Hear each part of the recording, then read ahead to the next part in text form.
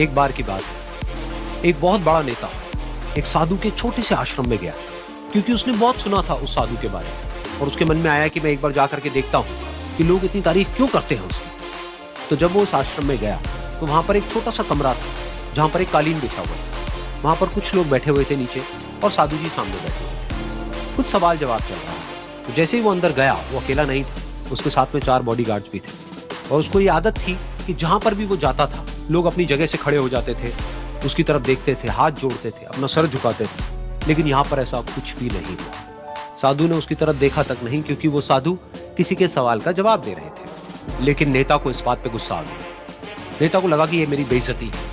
तो उस नेता ने साधु की बात को बीच में ही काटते हुए थोड़ा गुस्से से कहा, मैं आपसे कुछ कहना चाहता हूँ। साधु ने उसकी तरफ देखा और बोले, आप थोड़ी देर रुकिए, पहले मैं इनके सवाल का जवाब दे लूं, उसके बाद में मैं आपसे बात करूंगा।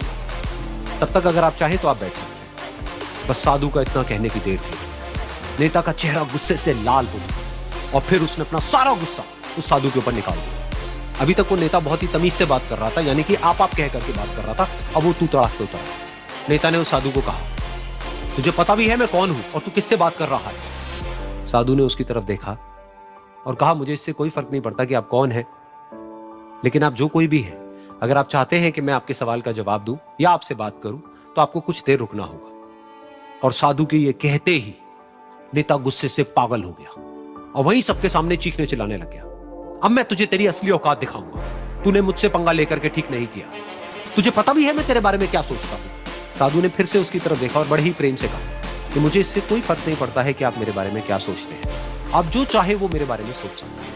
फिर उस नेता ने बोला कि तू चाहे सुनना चाहता है या नहीं, लेकिन मैं तुझे बताऊंगा यही सबके सामने कि मैं तेरे बारे में क्या सोचता हूं। तू एक बहुत ही घटिया इंसान है। तू कोई साधु नहीं है, तू एक ढोंगी है, पाखंडी है, और यहाँ पर जितने भी लोग बैठे हैं उन सबको बेवकूफ बना रहा है। तेरा बस एक ही मकसद है, इन लोगों की जेब में जितना भी पैसा है वो सब तेरे पास में आ जाए। तू अपने फायदे के लिए इन लोगों का इस्तेमाल कर रहा है और अब मैं तुझे नहीं छोड़ने वाला। तेरा पर्दाफाश करके रहूंगा पूरी दुनिया के सामने। लेकिन उसके इतना बोलने के बाद भी उस साधु के चेहरे पर हल्की सी मुस्कान बनी ही रही। ये देखकर वो और दिल मिला गया और उसने कहा, अब बहुत हुआ, अब मैं यहाँ 1 मिनट भी नहीं रुकने वाला, लेकिन अभी भी तेरे पास में मौका है।